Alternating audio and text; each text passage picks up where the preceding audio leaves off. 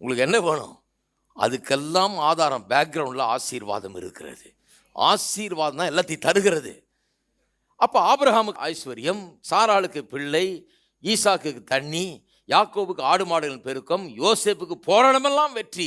கீழே தள்ள தள்ள மேலே வந்து கொண்டிருக்கிறான். போற இடமெல்லாம் வெற்றி. நிறைய பேர் சொல்றீங்களா, என்ன கூட கீழே தள்ளிட்டு இருக்கிறாங்க. நீங்க சொல்றது ரொம்ப கரெக்ட் பிரதர். ப்ரொமோஷனே கிடைக்க மாட்டேங்குது, கீழே தள்ளிட்டு இருக்கிறாங்க. நான் சொல்றேன், ஆசீர்வாதம், ஆசீர்வாதத்தை குறித்த பெரிய வெளிப்பாட்டை பெறுங்கள். ஆசீர்வாதத்தை குறித்த பெரிய வெளிப்பாடு உண்டானுச்சுன்னா, வேலையிலேருந்து உங்களை டிஸ்மிஸ் பண்ணுறேன்னு நினைக்கிற ஆள் அதே ஆள் கூப்பிட்டு உங்களுக்கு ப்ரமோஷனை கொடுப்பாரு. நீங்கள் தலையை சொரிஞ்சுட்டு இருப்பீங்க, என்னங்க ஆச்சுன்னு. அது ஆசீர்வாதம். ப்ரமோஷன் கொடுக்குறது இல்லை, சம்பளத்தையும் ஜாஸ்தியாக்கி கொடுப்பாரு, என்ன வேணால் கொடுப்பாரு. அதுதான் ஆசீர்வாதம், கர்த்தருடைய ஆசீர்வாதம். அது இருக்கீங்களா? இதெல்லாம் அனுபவித்து பார்க்க வேணும் வாழ்க்கையில்.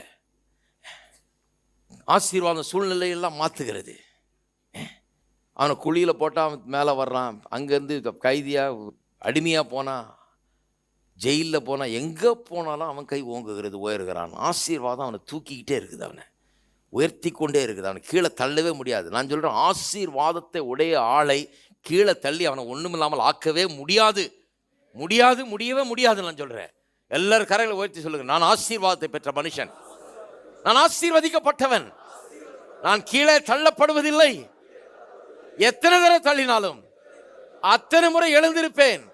வெற்றி என்னுடையது, நான் முன்னேறி செல்லுவேன். அதுதான் ஆசீர்வாதம். பாருங்க, அதுதான் ஆசீர்வாதத்தின் வல்லமை.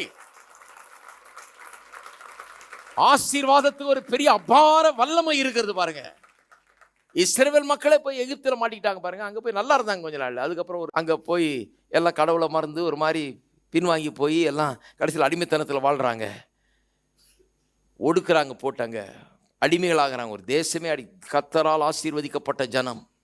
வெளிப்பாடு இல்லை பாருங்க. ஒரே நாளில் பொட்டு படிக்க தூக்கிட்டு கிளம்பியிருக்கலாம். அன்றைக்கே ஒரு நாள் கூட நான் அடிமையாக இருக்க மாட்டேன், போயிட்டு வாப்பான்னு. அன்றைக்கே பாரு, 370 ஆண்டுக்கு பிறகு பார்வோனையும் அவன் சேனையும் கொண்டாந்து கடவுள் அங்கே சிவந்த சமுத்திரத்தில் மூழ்கடிச்சாருன்னு சொன்னால் 370 வருஷத்துக்கு முன்னால் பண்ண முடியாது அவரால்.